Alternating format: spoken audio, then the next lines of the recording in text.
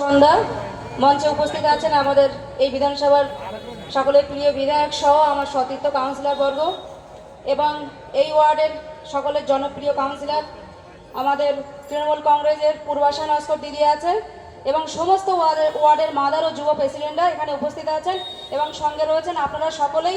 আমি প্রথম থেকে 2 ঘন্টা হয়ে গেছে এসেছি, দেখছি আপনারা চেয়ারগুলো কিন্তু ফাঁকা পড়ে আছে, কিন্তু সকলে দাঁড়িয়ে কথা শুনে যাচ্ছেন। ধন্যবাদ জানাই আপনাদের পায়ের দক্ষতা দেখে যে অনেকক্ষণ ধরে আপনারা দাঁড়িয়ে আছেন। আপনাদের সময়ের মূল্য দেওয়ার জন্য আপনাদের আমার অন্তরস্থল থেকে ধন্যবাদ জানাই। আপনারা দাঁড়িয়ে শুনছেন, সেটাই শুনুন।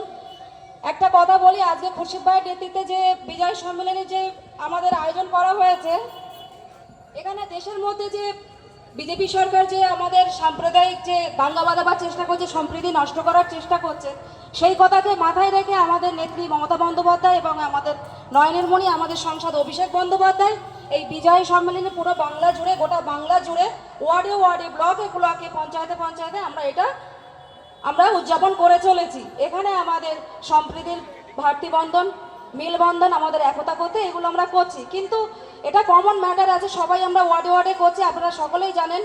কিন্তু আমার দাদারা ভাইয়েরা ভিড় অনেক কমেও গেছে, যারা রয়েছেন আমি তাদের সামনে আমি 2-1টা ছোট কথা বলতে চাই। যেহেতু আপনারা সকলেই তৃণমূল কংগ্রেস